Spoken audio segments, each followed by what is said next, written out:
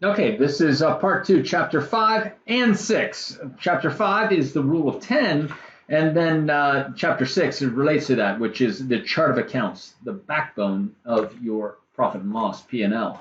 So the rule of 10, as Ed says, is, and he's mentioned a couple different times, he references here that he learned a lot from a guy who wrote a book. Frank Ross wrote The Pricing for the Green Industry. He suggests that you can get this book on the Planet, which stands for, if you give me a second, hang on, Professional Land Care Association, but you already knew all that, the Planet. So that's just me, the Professional Land Care Association. And he says you can get the book there, and then when you call to sign up, join. He says that organization, joining that organization, changed his business probably more than anything. But what is the rule of 10? The rule of 10 is that if any type of activity produces more than 10% of your revenue, you need to track it separately. So if you have, if you do maintenance and snow and construction and you do snow and it's 10%, you got to track snow separately. This is a super important thing because it starts to show you where you're losing money and making money. I mean, this is a major discovery for him that he found and saw.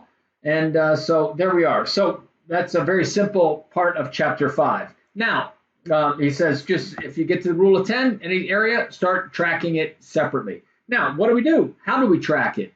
That's the chart of accounts. So within the chart of accounts, we need to look at revenue or sales, and then direct costs associated with that job or that function, and then the overhead expenses, which deliver the net profits.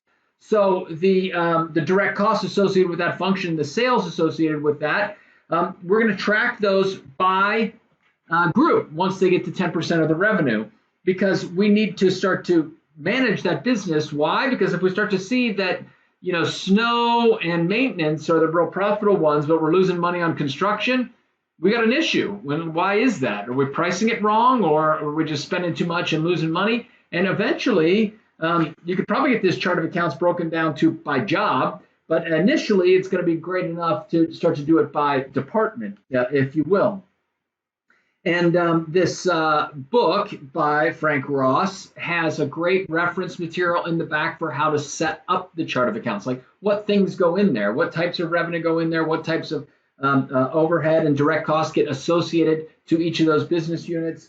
And this is the thing that helps a lot of people. But once you decide it, this is kind of like, once you get your email address configuration figured out, you stick with that. That's the one you're going with. You don't want to change that again. You don't want to change your chart of accounts all over the place, and you want to be consistent with it. And you keep it simple and consistent so that you're reporting on the business in a very consistent way, and you have a definition and understanding over time so that you can see how it tracks and where that leads your business. So to take action, this is the end of chapter 6, which is, setting up your chart accounts to your P&L. If you're not doing it already, consider doing it immediately. And if you're using a profit and loss statement with a chart of accounts, make sure that you're tracking it these separately if they are substantial or over 10% of your total revenue. And then as an action item, purchase and read the book Pricing for the Green Industry by Frank Ross, and you can get it from Planet, which is, of course, the Professional Land Care Association.